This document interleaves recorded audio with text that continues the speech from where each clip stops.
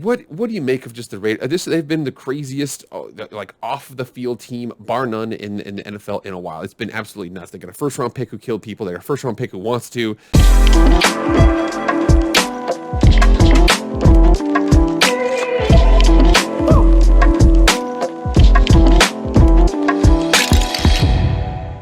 What is up, everybody? It is Jake with Master Football, back at it again. Happy Tuesday. Thank you so much for being here for Raider Tuesday. If you've never been here before, this is Jake with Master Football, pro football, college football, video game football, anything related to American football we discuss on the show right now. Please, please, please, emphasis on the please. Be subscribed, hit that red subscribe button, make it gray. Like, comment, share, subscribe, all that. I really appreciate it. But without further ado, let's get into the video. Okay, so the Raiders had a tough loss this last Sunday against the New York Giants. They've had a absolutely positively whirlwind couple of days. Obviously, the whole situation with Henry Ruggs, getting into a DUI accident, killing a woman and killing her dog. It was an absolute horrible situation. So not only do they head into a game after a bye week, you expect them to be ready, but they haven't played in a while. Maybe it might be a little rusty, and are missing one of their top flight, one of the most unique receivers, one of the fastest receivers in the NFL. And they go to the New York Giants, and they put up this. So here we are, 16-23. The Raiders lose to the Giants on the road. They are now 5-3, 2-2 away, and the Giants are 2-3 at home. So checking this out, Derek Carr had a pretty good game, minus 2 throws, 30 for 46, 296, 6.4 yards. Average is not a great average per attempt. I mean, Daniel Jones had 110 yards. He was sacked twice. He had 1 touchdown, but it wasn't a great, passing day for either team. The Giants did have 31 carries for 150 rushing yards. The Raiders had 20 for 117, so a lot better than they usually did. But again, key turnovers and things like that. It's just, if I go to the team stats for this game, it's absolutely apparent that the Raiders completely outplayed them, minus a couple huge plays. So you see down here, the Raiders had 8 more first downs. They had almost 150 more yards of offense. They had almost 200 more yards of passing. They had 2 more turnovers. One of those was actually returned for a touchdown. And they just fumbled late in the game. More penalties. The big one was a red zone possession. So you see here, I'll show you what I'm talking about. So this is an article from the reviewjournal.com, and it basically states here that the Raiders had 6 trips to the red zone, and they only had 1 touchdown, 3 field goals, and a turnover and a missed field goal. So they just, you think about what is that? It's 7, 9. They had 6 trips, and they got 16 points.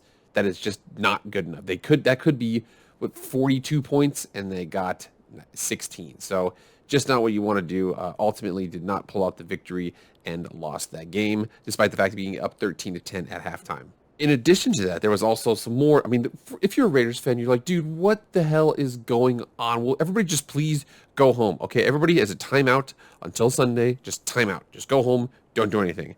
But unfortunately, that's not good enough for Mr. Damon Arnett. He apparently cut up a video.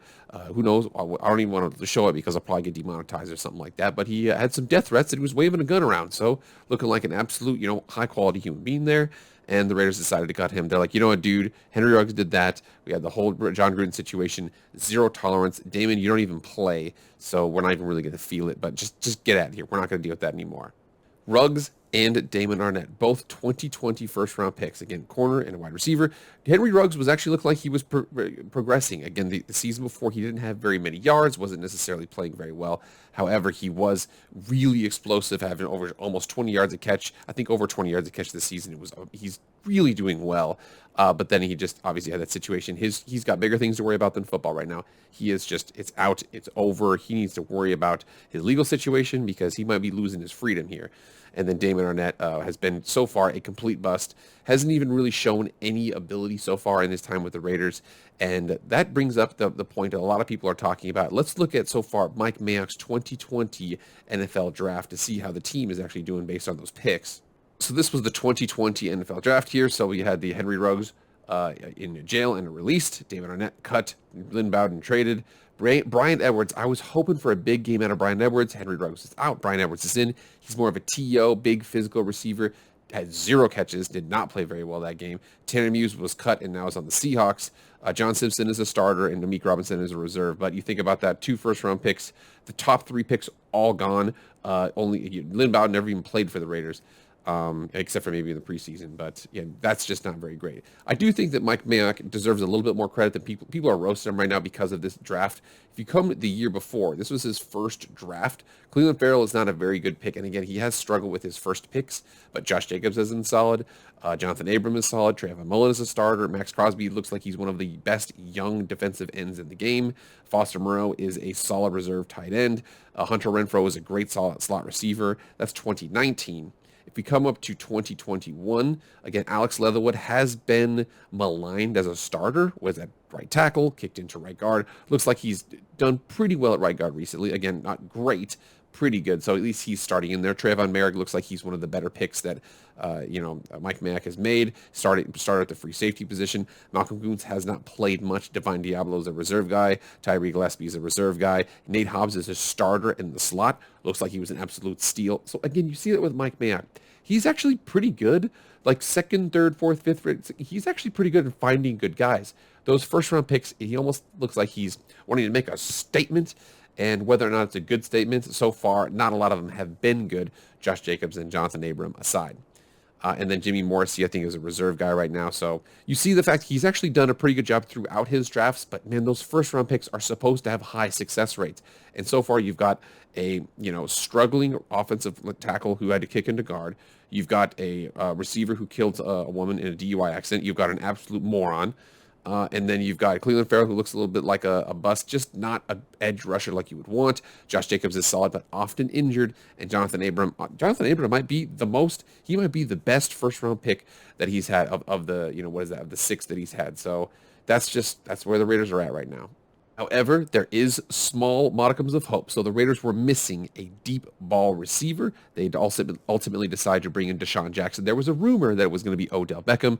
I do like DeSean Jackson personally myself, just because DeSean Jackson has shown, and again, if you look at this clip that I'm going to show you right here, he has not missed a step. This right here was that Thursday night game. This was a little over 30 days ago. Boom, catches this ball, and watch it. He can still run away from people. I know the Seahawks defensive backs are pretty bad, but this guy, DeSean Jackson, is a burner. He can get down the field. It was a big thing that they were missing in that Giants game, was they just couldn't stretch the field. You ultimately saw that one of the picks that he threw a pump and go to Darren Waller. Darren Waller is a tight end, and is very, very fast, but you could definitely tell that Xavier McKinney, the safety, he was eyeing him down. He was like, I know you're going to throw the ball to him because he's the only guy that really stretches us vertically, so he went over and picked it off. So that's where the Raiders are at. They need that deep ball receiver, and especially because looking at their schedule in the next 12 days, from this Sunday, they have a 12-day stretch, which is going to be absolutely brutal. The Raiders sitting at 5-3 right now, post that bye week. So here's what they have. They have the Chiefs this coming Sunday, Sunday Night Football. Then they have the next Sunday, they have the Bengals, and the Bengals ain't shabby themselves. And then they have that Thursday, they have at the Dallas Cowboys. So that is 3 really solid teams within a 12-day stretch. That is going to be, that's going to be the season right there. Down the stretch, they'll play the football team, then they play the Chiefs at the Chiefs, and they play the Browns, then they play Denver, Indy, and LA. And then again, there's no real breaks in any of these games. Washington's struggling a little bit. Denver just had a big win against the Dallas Cowboys, so that's going to be a big game. So honestly, I would not be surprised if the Raiders struggle down the stretch here, because again, that's what they've been the last couple of years with John Gruden. So we'll see what they do, man. Hopefully DeSean Jackson can come in and can bring some of that explosiveness that they're missing now that Henry Ruggs is no longer a Raider. There you go, guys. My question, what do you make of just the Raiders? They've been the craziest, off-the-field team, bar none, in the NFL in a while. It's been absolutely nuts. They got a first-round pick who killed people. They got a first-round pick who wants to. They had to fire their head coach. Mark Bedane resigned or retired or whatever the hell happened to him. It's just been absolutely nuts for the Raiders right now. So what do you make of all of it, man? I don't even know. All right, everybody, thank you so much for being here. Please like, share, comment, subscribe, anything like that. I appreciate it. I'll see you guys tomorrow for your regularly scheduled programming. I am out.